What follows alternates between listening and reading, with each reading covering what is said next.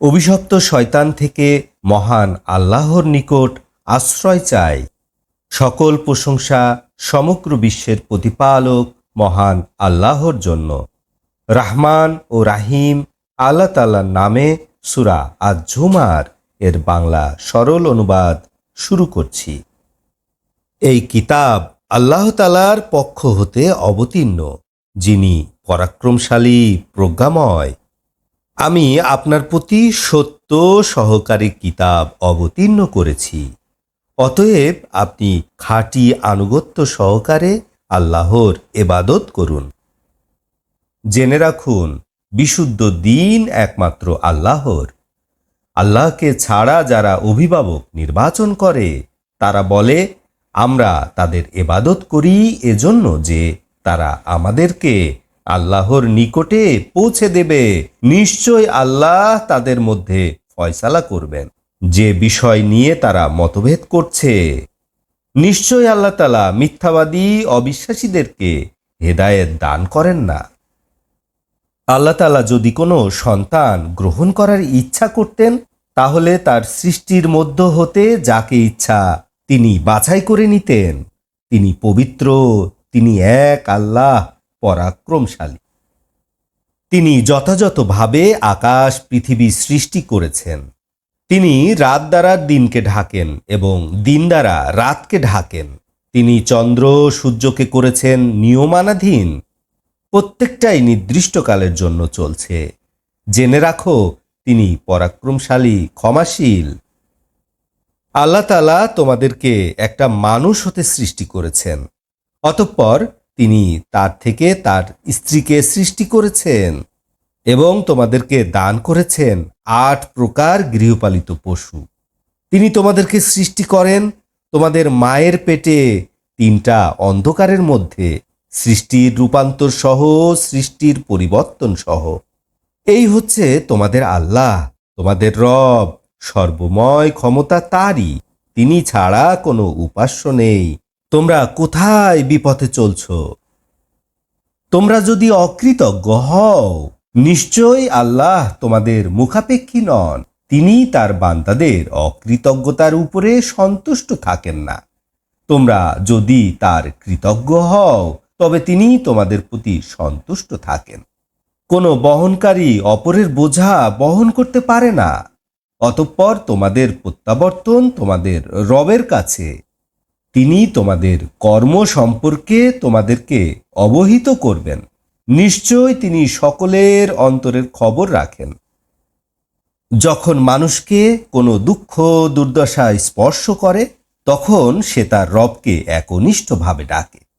অতঃপর যখন তিনি তার প্রতি অনুগ্রহ দান করেন, তখন সে ভুলে যায় ইতিপূর্বে যার জন্য সে আল্লাহকে ডেকেছিল এবং তার সমকক্ষ দাঁড় করায়, যাতে সে আল্লাহর পথ হতে মানুষদেরকে বিচ্যুত করতে পারে।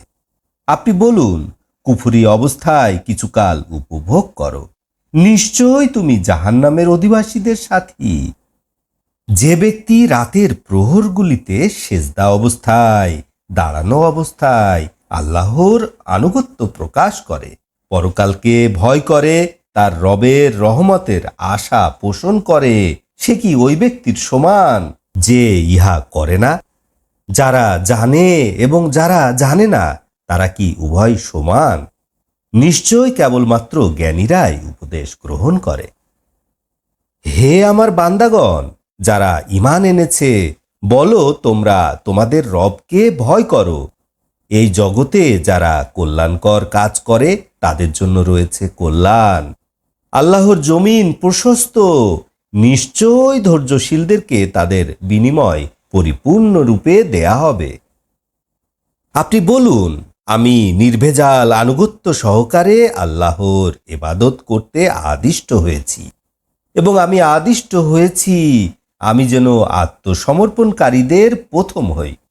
আপনি বলুন, আমি যদি আমার রবের অবাধ্য হই, তবে নিশ্চয় আমি মহা দিবসের শাস্তির ভয় করি।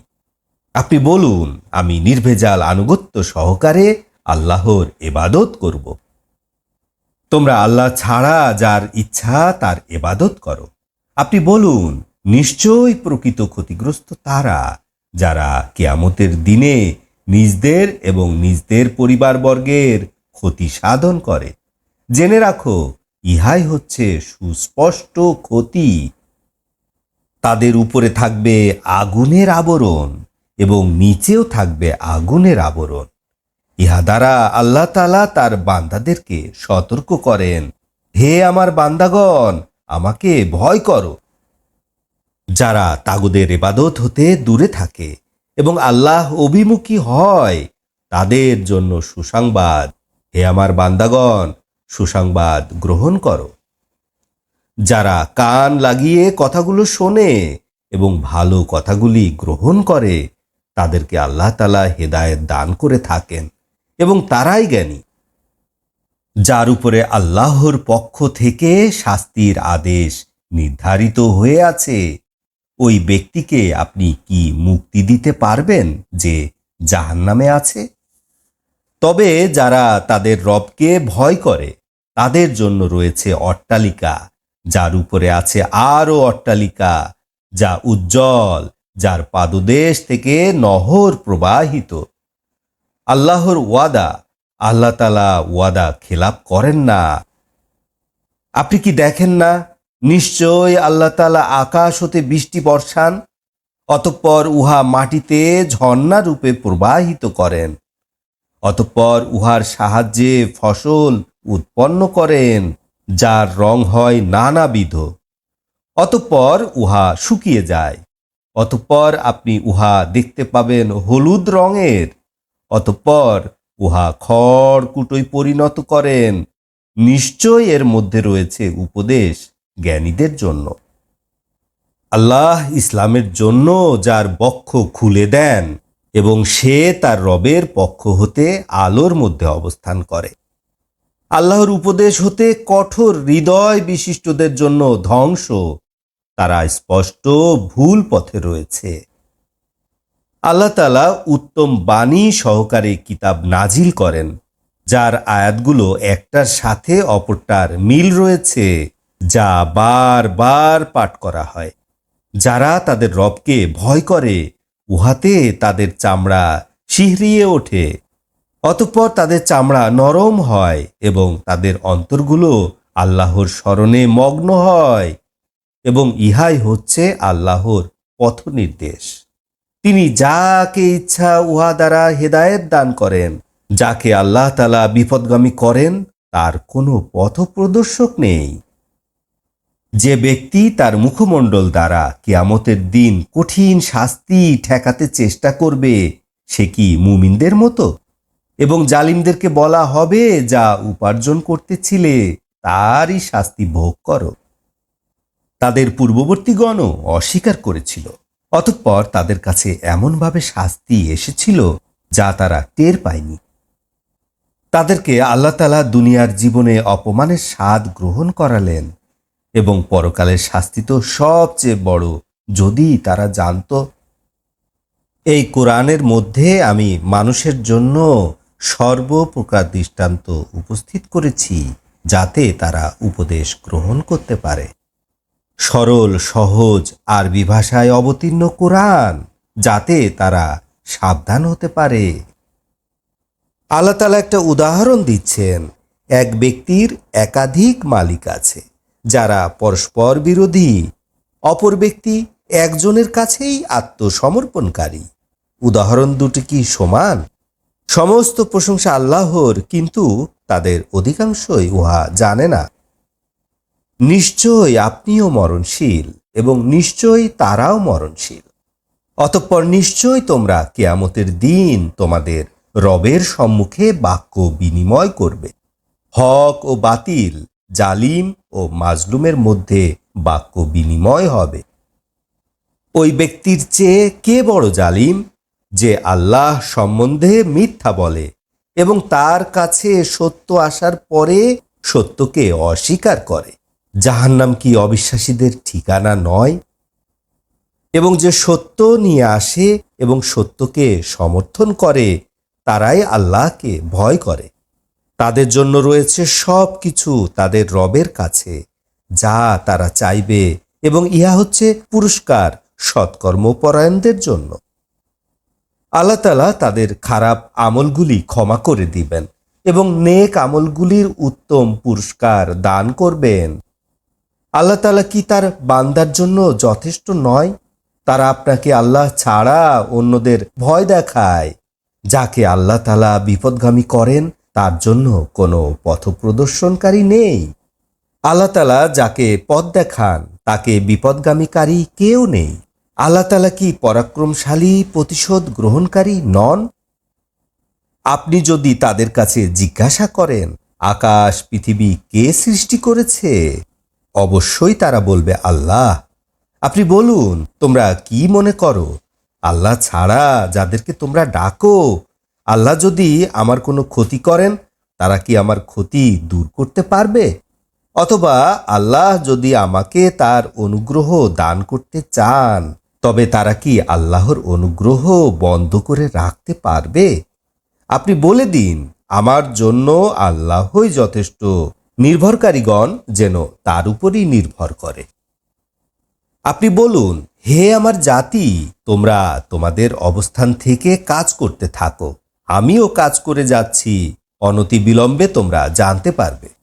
কাদের উপরে আসে অপমানজনক শাস্তি, কাদের উপরে খুলে যাবে চিরস্থায়ী শান্তির দরজা, তা অতি শীঘ্রই তোমরা জানতে পারবে। নিশ্চয় আমি আপনার প্রতি সত্য সহকারে কিতাব নাজিল করেছি মানুষের উদ্দেশ্যে। অতঃপর যে হেদায়েত গ্রহণ করে তা তার নিজের কল্যাণের জন্য, এবং যে বিপদগামী হয় নিশ্চয় তা তার নিজের ক্ষতির জন্য। আপনি তাদের উপরে দায়িত্বশীল নন। আল্লাহ তাআলা প্রাণীর নফসগুলি হস্তগত করেন মৃত্যুর সময়। যারা মারা যায় না নিদ্রার সময় তাদেরগুলিও। যাদের উপরে মৃত্যুর ফয়সালা করা হয়েছে তাদের নফসগুলি আটক করে রাখা হয় এবং অপরগুলি নির্ধারিত সময়ের জন্য ছেড়ে দেওয়া হয়। নিশ্চয় এর মধ্যে রয়েছে নিদর্শন ওই জাতির জন্য যারা চিন্তা করে গবেষণা করে। অথবা তারা কি আল্লাহ ছাড়া সাফায়াতকারী নির্ধারণ করেছে? যদিও তাদের সুপারিশকারীরা কোনো কিছুর মালিকও নয় এবং কোনো জ্ঞানও রাখে না। আপনি বলুন, সমস্ত সাফায়াতের মালিক আল্লাহ। আকাশ পৃথিবীর সর্বময় কর্তৃত্ব আল্লাহরই। অতএব তোমাদের সবাইকে তার কাছেই ফিরিয়ে নিয়ে আসা হবে। যারা পরকালে বিশ্বাস করে না তাদের সামনে যখন এক আল্লাহর নাম উল্লেখ করা হয় তখন তাদের অন্তরটা সংকুচিত হয়ে পড়ে।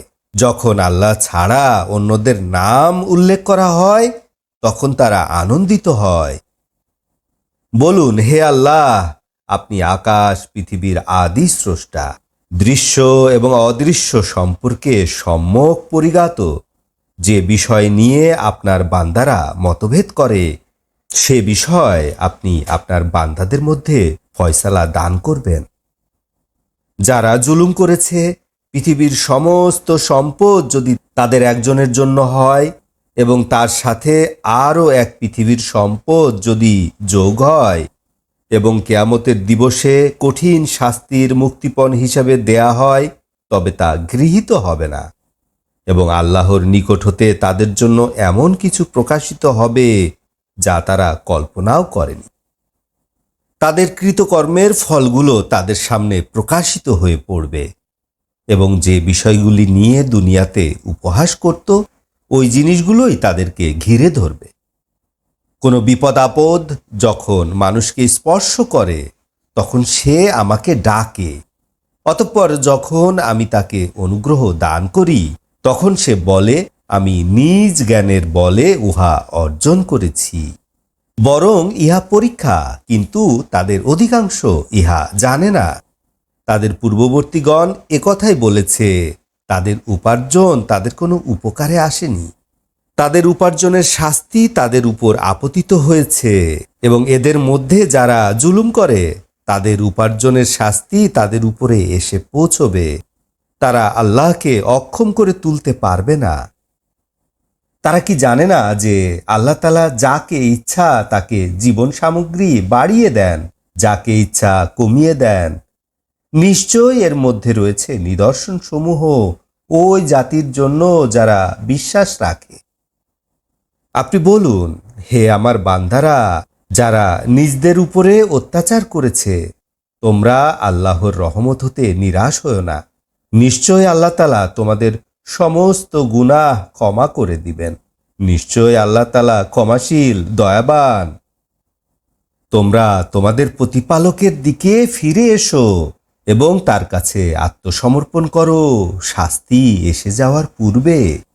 অতঃপর তোমরা আর সাহায্যপ্রাপ্ত হবে না। তোমাদের রবের পক্ষ হতে তোমাদের উপর যে উত্তম বস্তু অবতীর্ণ করা হয়েছে তার তোমরা অনুকরণ করো, অতর্কিতে তোমাদের উপর শাস্তি এসে যাওয়ার পূর্বে, যা তোমরা বুঝতেও পারবে না।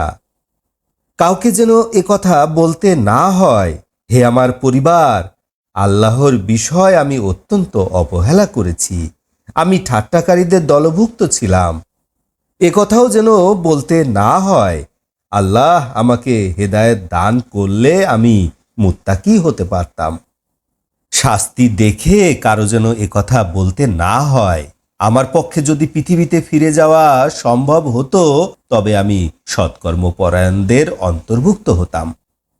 হ্যাঁ, তোমার কাছে আমার আয়াতগুলো এসেছিল, তুমি ওগুলোকে অবিশ্বাস করেছিলে, অহংকার করেছিলে, তুমি ছিলে অবিশ্বাসীদের একজন। যারা আল্লাহর উপরে মিথ্যারোপ করে, আপনি কিয়ামতের দিন তাদের চেহারাগুলো কালো দেখতে পাবেন। জাহান্নাম কি অহংকারীদের বাসস্থান নয়? আল্লাহ তাআলা মুত্তাকিনদেরকে মুক্তি দিবেন সাফল্য সহ। কোনো অনিষ্ট তাদেরকে স্পর্শ করবে না, তারা দুশ্চিন্তাও করবে না। আল্লাহ তাআলা সব কিছুর স্রষ্টা এবং তিনি সব কিছুর তত্ত্বাবধায়ক। সমগ্র আকাশ পৃথিবীর চাবিকাঠি তার হাতে। যারা আল্লাহর আয়াতগুলি অস্বীকার করে তারাই প্রকৃত ক্ষতিগ্রস্ত। আপনি বলুন, হে নির্বোধেরা, তোমরা আমাকে আল্লাহ ছাড়া অন্যের ইবাদত করতে বলছো? আপনার কাছে এবং আপনার পূর্ববর্তীদের কাছে আদেশ জারি করা হয়েছে, যদি আপনি শিরক করেন তবে আপনার সমস্ত আমল ঝরে যাবে এবং অবশ্যই আপনি ক্ষতিগ্রস্তদের অন্তর্ভুক্ত হবেন।